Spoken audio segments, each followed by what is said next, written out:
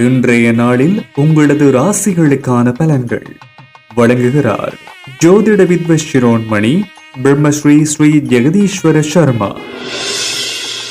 இன்று 2026 ஆண்டு மே மாதம் 15ஆம் தேதி ராபவ வருடம் ஆனி திங்கள் 1ஆம் நாள் திங்கட்கிழமை.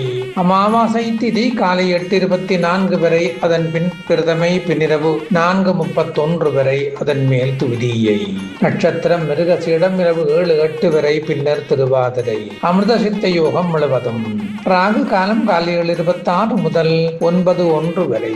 சுப நேரம் பகல் 12:11 முதல் 1:46 வரை. இன்று திவச திதி எதுவும் இல்லை.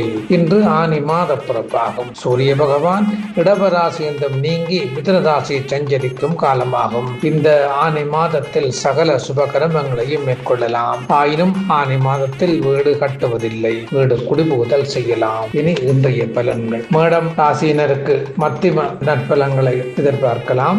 இடபராசினருக்கு யோகமான பலன்கள் கிடைக்க உள்ளன.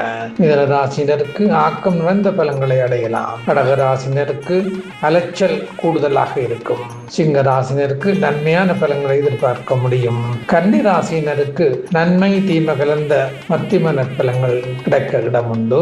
துலா ராசினருக்கு யோகமான பலன்களை எதிர்பார்க்க முடியும். விருச்சிக ராசினருக்கு சந்திராஷ்டம் நாளாக இருப்பதால் குழப்பம் நிறைந்த நாளாகவே இருக்கும். அமைதியாக இருப்பது நன்று. தனுராசினருக்கு விருத்தியான பலன்கள் கிடைக்க உள்ளன.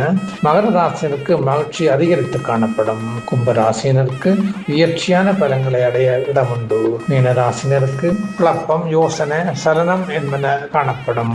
கல்லிலே கடவுளை காண முயல வேண்டும். கடவுளை கல்லாக்கு முற்பட்டு விடக்கூடாது. நாம் செலுத்தும் பக்தியும் கனிந்து உருகி காட்டும் சிந்தனையுமே விக்கிரகத்துக்கு சிறப்பை கொடுக்கின்றது. அவ்வாறு பக்தி பெருக்கினால் உயர்வு பெறும் விக்கிரகத்துக்கு சக்தியும் உயர்கின்றது. ஏராளமான பக்தர்கள் கூடும் ஆலயங்கள் இறைவடிவம் சக்தி மிகுந்தது என்று கூறுவதற்கு இதுவே காரணமாகும். கடவுள் நமக்கு கண்மொழியை பார்த்து சிந்தனை வழியே உயர்ந்த எண்ணங்களை உருவாக்கி கொள்ளும் சக்தியை கொடுத்திருக்கின்றார். கண்காட்சியில் காணும் சிலைகளின் சிற்ப அழகை ரசிப்பதை போல் விக்கிரகங்களை பார்க்காதீர்கள்.